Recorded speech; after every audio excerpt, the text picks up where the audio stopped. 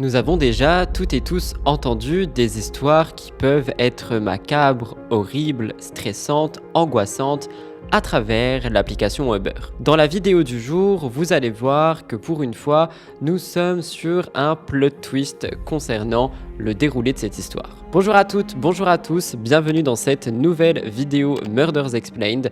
Aujourd'hui, je vais vous parler de Carolina. C'est une histoire qui m'a énormément intrigué et qui, je pense, sera inédite pour vous. Je le répète, mais n'oubliez pas de liker, commenter et vous abonner si vous souhaitez soutenir la chaîne Murders Explained. Et en ce qui me concerne, je vous retrouve juste après le générique.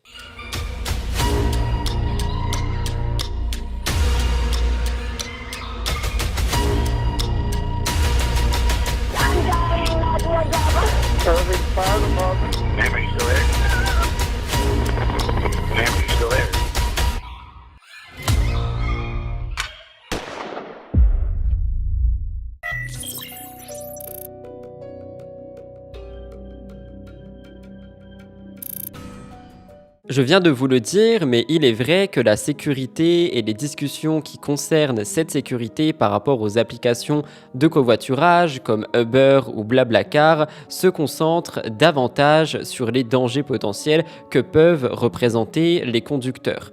Mais il faut quand même reconnaître que parfois, c'est le ou la passager-passagère qui peut avoir des pensées très macabres. Carolina Vargas était âgée de 26 ans et elle s'est retrouvée dans une situation assez compliquée.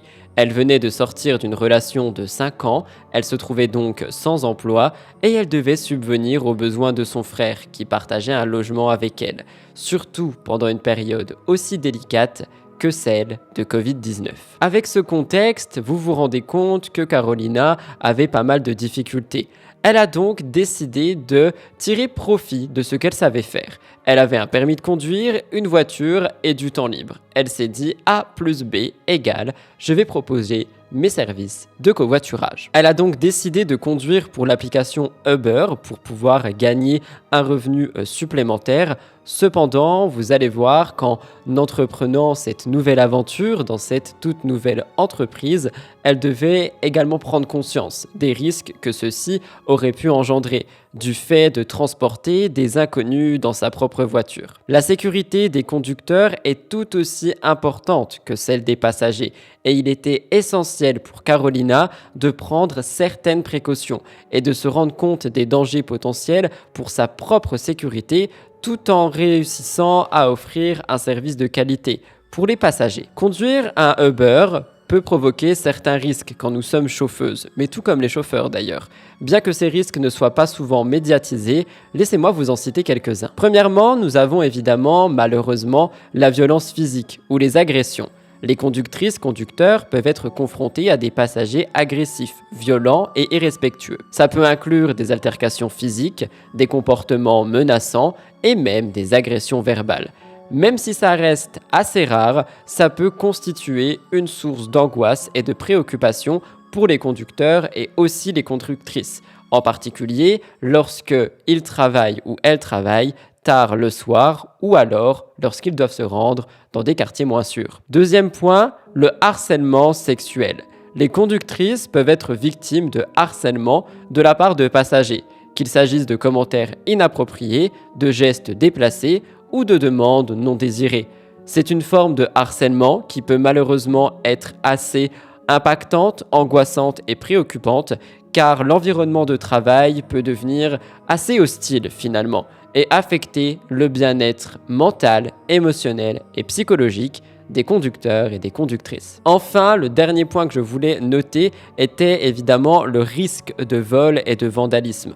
En transportant des personnes inconnues dans sa voiture, les conducteurs et les conductrices risquent malheureusement un vol ou du vandalisme de la part de certains individus. On peut parler du vol de voiture, du vol d'objets personnels ou de biens à l'intérieur du véhicule. Les conducteurs et conductrices doivent rester vigilants et prendre des mesures de sécurité, notamment par rapport à leur voiture, par rapport à leur bien-être et par rapport à leur possession.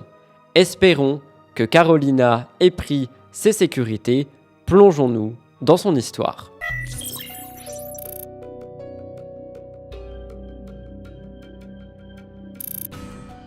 Carolina prenait son travail de conductrice Uber très au sérieux. Elle voulait à tout prix offrir un service de qualité à ses passagers en leur fournissant de l'eau, en faisant en sorte que la voiture soit toujours propre, en tenant des conversations quand les passagers en avaient envie, en ne le faisant pas quand ils n'en avaient pas envie. Bref, elle voulait vraiment offrir une qualité 5 étoiles. Notre histoire se passe en 2020. Au mois de mai, l'activité des trajets Uber commence à diminuer considérablement en raison des restrictions qui étaient liées à la pandémie Covid-19. Carolina se retrouvait donc à accepter d'une manière assez désespérée toutes les offres qui se mettaient devant elle, tous les trajets qui lui étaient proposés. C'est ainsi qu'elle a donc rencontré un homme qui va être un élément clé dans cette histoire. Elle a dû le conduire vers une société de location de voitures en fin de journée, le 5 mai 2020. Elle s'apprêtait à partir et l'homme est retourné à sa fenêtre côté passager et il lui a fait une proposition assez intrigante. Il lui a offert $300 supplémentaires pour qu'elle le conduise à Cleveland en dehors de l'application Uber afin qu'elle puisse effectivement avoir la totalité du paiement. Oui, parce qu'il est vrai que dès lors où une course est prise par l'application Uber, l'application prend effectivement un pourcentage sur cette course. C'est de cette manière qu'il se rémunère. Carolina, je vous l'ai expliqué, était dans une situation difficile. Elle avait vraiment besoin de cet argent, notamment pour son loyer.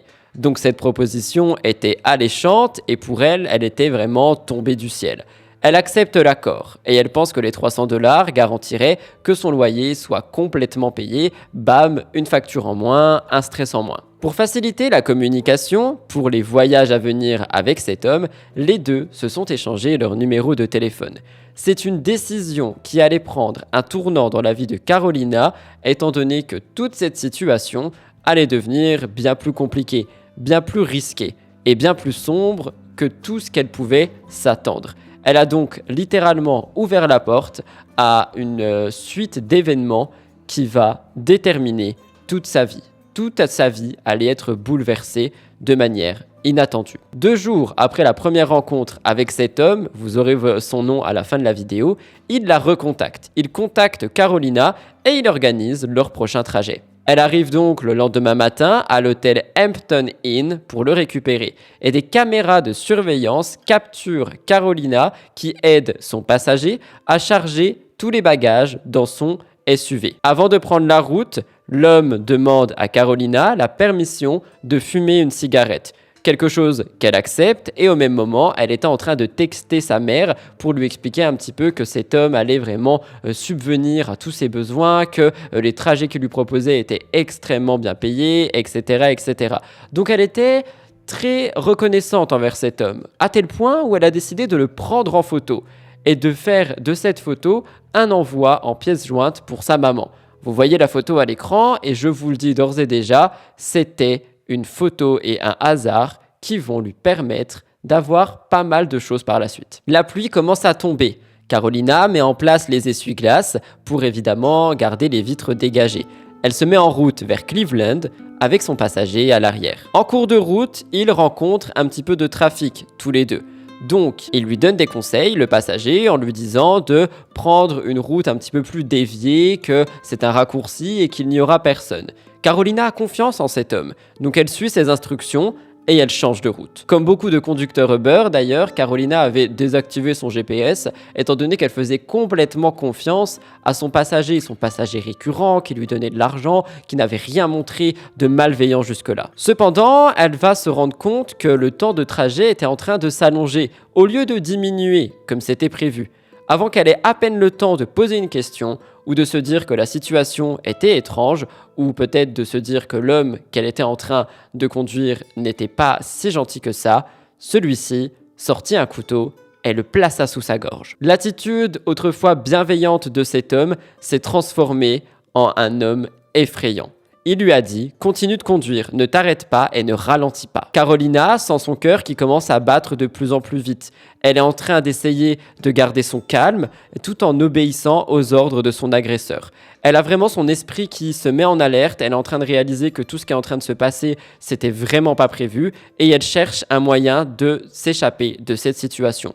Chaque seconde qui passe semble être une éternité pour elle et elle essayait de rester concentrée sur la route tout en se calmant mentalement, en calmant ses pensées et en essayant de se mettre en sécurité. Je rappelle qu'il pleut, que les essuie-glaces sont en train de faire un boucan comme pas possible. Toute la situation est angoissante. Elle est vraiment paniquée. Malgré la peur qui la paralysait, Carolina savait qu'elle devait rester calme. C'était le seul moyen pour elle de garder sa vie sauve.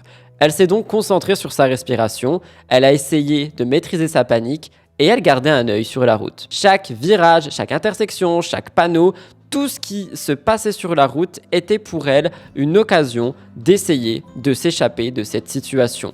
Elle avait son esprit qui n'arrêtait pas de penser et elle cherchait une solution pour échapper à son agresseur et retrouver sa vie. Pendant ce temps, lui, il restait silencieux derrière elle avec le couteau toujours vers son cou.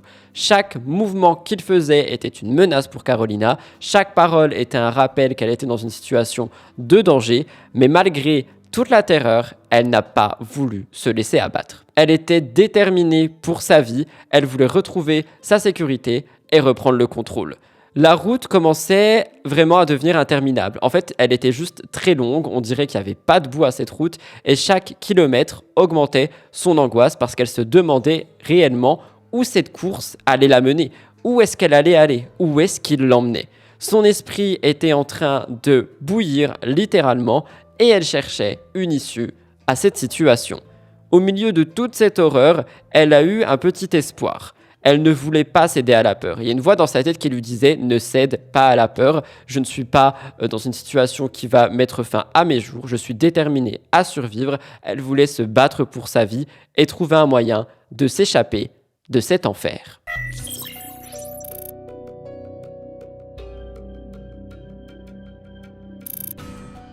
Carolina suit donc les instructions de son agresseur, mais elle cherche quand même un moyen de s'échapper. Elle conduit et son esprit, qui, comme je vous l'ai dit, était en état d'éveil, évaluait toutes les options possibles pour évacuer le véhicule. Elle s'est dit, je peux freiner brusquement, comme ça, lui, il vacille vers l'avant et elle a le temps de s'échapper.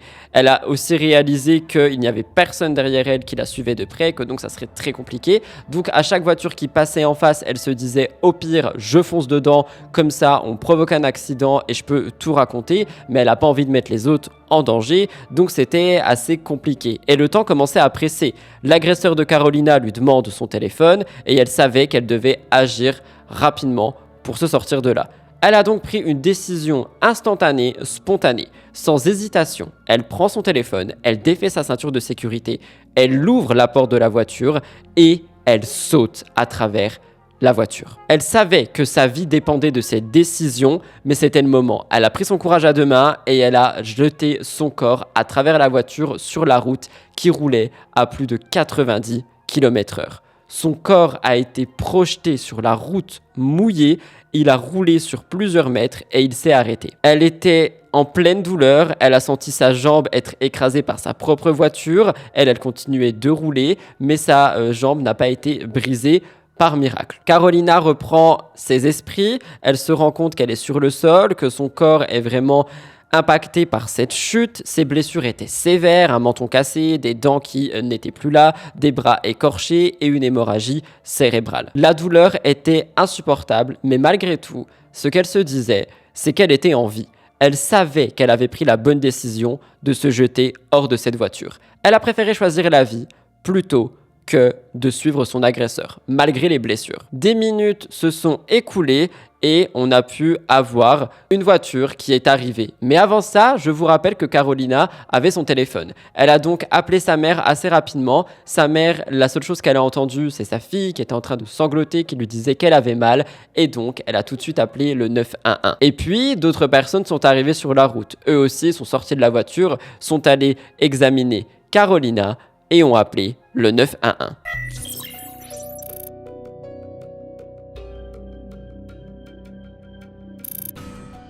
En raison de la photo que Carolina avait envoyée à sa maman de son passager et du numéro de téléphone qu'elle avait, la police a pu agir très rapidement et localiser cet homme. Les autorités ont visité l'hôtel Hampton Inn où Carolina était venue chercher l'homme et où elle l'avait pris en photo. En quelques secondes, la réception a pu fournir les informations le concernant.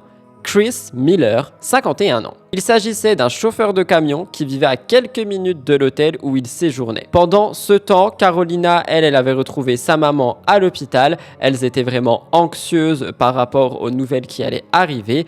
Pour la mère, voir sa fille dans cet événement traumatisant a été comme redécouvrir pour la première fois qu'elle avait une fille extrêmement fragile. C'était un mélange d'émotions qui allait de la reconnaissance qu'elle soit en vie à la terreur de ce qu'il s'est passé. Pendant que Carolina se remettait à l'hôpital, les autorités ont mobilisé tout ce qu'ils pouvaient pour retrouver Chris. Ils ont rapidement recueilli des données téléphoniques de Chris et ils ont pu suivre tous ses mouvements grâce à un GPS. Après que Carolina ait sauté de sa voiture, Chris s'est précipité vers le siège du conducteur et il s'est rendu au centre commercial Target. Là-bas, il a abandonné le SUV sur une place de parking, il a loué un nouveau véhicule et il a pris des armes à feu. Il a ensuite pris la direction du sud. Les enquêteurs ont suivi de très près sa trace, notamment grâce au téléphone portable, et ils l'ont retrouvé à l'extérieur de Jacksonville, en Floride. Il a été arrêté sans un problème et ils ont mis fin à cette traque qui visait à sauver pour de bon la vie de Carolina. Tous ces événements ont été un tourbillon pour toute la famille, pour Carolina, mais finalement, elle a réussi à survivre à cette épreuve et son agresseur s'est vu arrêté. C'était un soulagement immense, mais le processus de guérison physique et émotionnelle pour Carolina était loin d'être fini. Cependant, elle était déterminée à s'en remettre de cette expérience, elle était aussi très fière du courage qu'elle a eu et elle a voulu reconstruire sa vie avec le soutien et l'amour de sa famille et ses amis. Chris Miller, lui, a été accusé d'enlèvement, de séquestration, de vol de véhicules à moteur, d'agression aggravée et de possession d'une arme blanche. Cependant, il n'a pas pu donner l'occasion aux enquêteurs de découvrir son motif car il a tout de suite embauché un avocat et il n'a pas voulu coopérer aux interrogatoires. Son comportement a donc été énigmatique et il a laissé beaucoup de questions sans réponse. Pendant son incarcération, sachez que Chris a refusé de prendre ses médicaments pour le cœur et donc il est décédé avant d'être jugé, emportant avec lui toutes les réponses aux questions qu'on se posait et surtout le jugement qu'il aurait pu avoir. Donc on a eu des émotions assez mitigées chez Carolina et chez sa famille. D'une part, elle était triste pour sa propre famille et pour le fait que Chris ne serait pas tenu responsable de ses actions devant la justice. D'autre part, elle était très en colère contre lui parce qu'il avait choisi le chemin le plus facile, la mort, pour échapper à la punition, la laissant seule guérir mentalement et physiquement sans un jugement, sans rien. Lui, il est parti, comme ça. Et elle a eu des blessures immenses et aujourd'hui encore, elle en paie les pots cassés. Après avoir entendu l'histoire de Carolina, un dentiste qui a été très bienveillant a été touché et il a voulu l'aider à ce qu'elle retrouve sa confiance en elle en lui réparant ses dents. C'est un geste de générosité qui a apporté pas mal de soutien envers Carolina, envers sa famille et surtout de confiance en elle dans sa vie. Ça lui est permis de voir qu'elle avait encore des bonnes personnes autour d'elle et que tout le monde n'était pas aussi peu gentil, j'ai envie de dire, et bienveillant que l'homme qu'elle avait rencontré jusqu'ici. Des personnes lui ont tendu la main dans les moments compliqués. Aujourd'hui, Carolina se reconstruit encore, très lentement, mais sûrement. Elle passe beaucoup de temps avec sa famille, elle trouve du réconfort chez eux et auprès de ses proches. Elle a aussi trouvé une nouvelle forme d'expression et de guérison, étant donné qu'elle veut partager son histoire sur les réseaux sociaux. Elle inspire d'autres personnes à surmonter l'adversité et à trouver la force intérieure pour se relever après des moments compliqués et des moments sombres. Malgré les épreuves qu'elle a traversées, Carolina est un exemple vivant de résilience et de courage et elle continue aujourd'hui de transmettre ce message et de ne jamais laisser son passé dicter son avenir. En conclusion de cette histoire et de cette vidéo, j'ai envie de vous dire que le geste que Carolina a eu est extrêmement courageux. Pour avoir traité énormément de faits divers et d'histoires true crime sur cette chaîne, j'ai très peu vu de personnes avoir un courage aussi immense que de se dire « il faut que je saute de cette voiture quitte à en perdre la vie ». Au final, son geste a été d'un côté remercié parce qu'elle est restée en vie. Aujourd'hui, elle se reconstruit, elle a des proches autour d'elle, bien que physiquement et mentalement ça reste dur, au moins elle a la vie sauve. Concernant Uber et concernant cette histoire de confiance justement de qui nous laissons rentrer dans notre voiture, comme vous le voyez, je vous l'ai dit en début de vidéo, nous avons pour habitude de parler du fait que le ou la conducteur-conductrice peuvent avoir des pensées malveillantes. Ici, nous étions sur un homme qui était un passager et qui a décidé petit à petit de construire une relation de confiance avec Carolina. Et dès lors où il a senti que celle-ci était à sa merci, en dehors de la route prévue, sans GPS et lui faisant totalement confiance, il a décidé littéralement de montrer son vrai visage. J'envoie toute ma force et toutes mes pensées à Carolina et sa famille et j'espère qu'aujourd'hui, les choses vont mieux.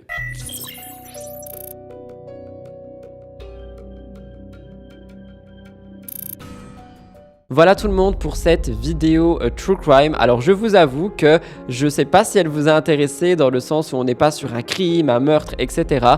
On est sur une histoire assez sombre, mais elle m'a vraiment interloqué et j'avais très envie de la partager avec vous. Vous me direz votre pensée dans l'espace commentaire. En ce qui me concerne, je vous laisse là. Je vous retrouve dans quelques jours pour une nouvelle histoire horrifique.